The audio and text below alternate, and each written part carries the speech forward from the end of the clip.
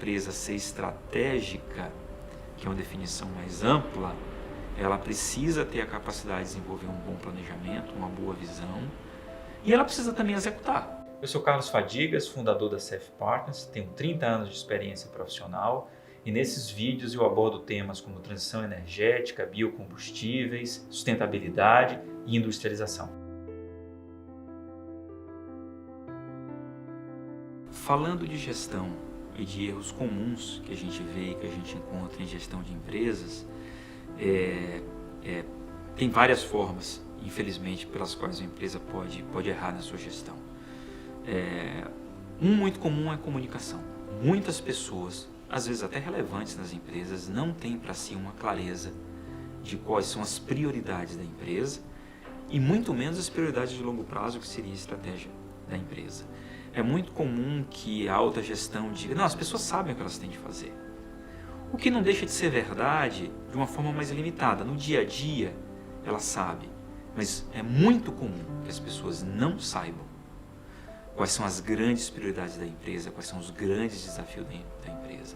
Então essa questão de comunicação e de alinhamento, porque comunicação gera o alinhamento. As pessoas se entendem, elas sabem do que elas estão falando e elas estão trabalhando na mesma direção.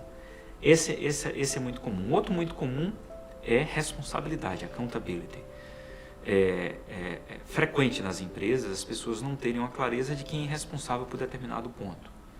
E também, de novo, você vê gestores dizendo, não, as pessoas sabem, conhecem a responsabilidade delas. Já nos deparamos inúmeras vezes com fatores muito importantes numa empresa, custos relevantes, instalações relevantes, clientes relevantes, que não existe clareza da empresa de quem é o responsável.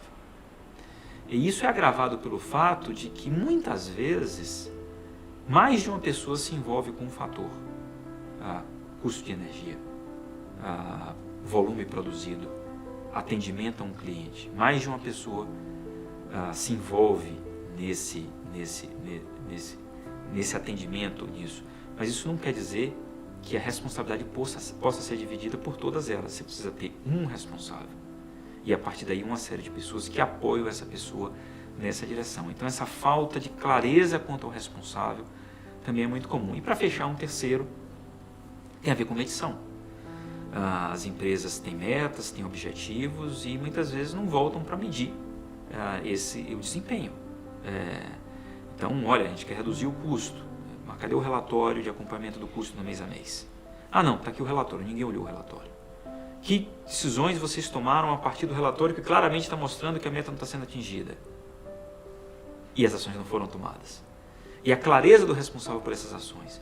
Então, assim, o acompanhamento do desempenho, não pelo mero acompanhamento, mas para que a partir dele, novas decisões, novas ações sejam tomadas, muitas vezes falha. Eu estou chamando de medição, como uma palavra mais genérica, mas é o acompanhamento do desempenho. Então, para ficar em 3 pontos, né? A comunicação e o alinhamento, né? A clareza de responsabilidade e a cobrança dessa responsabilidade e a assunção dessa responsabilidade e a medição do progresso, a medição do desempenho, a medição do avanço das metas. Muitas vezes essas coisas estão muito mais soltas do que a gente pressupõe e elas precisam estar administradas da forma correta. Então, quando a gente pensa numa assessoria para os nossos clientes em estratégia, a gente traz questionamentos sobre como é que os concorrentes estão se posicionando, como é que o consumidor vai se posicionar no longo prazo, como é que a legislação está avançando, em que direção nós queríamos que essas coisas avançassem. E a gente traz tudo isso para dentro desse processo de reflexão, junto com a equipe, que aí tem um ponto muito importante. Esse processo tem de ser feito pela equipe, porque ela tem que se apropriar daquela reflexão e das conclusões. Caberá a ela implementar tudo aquilo.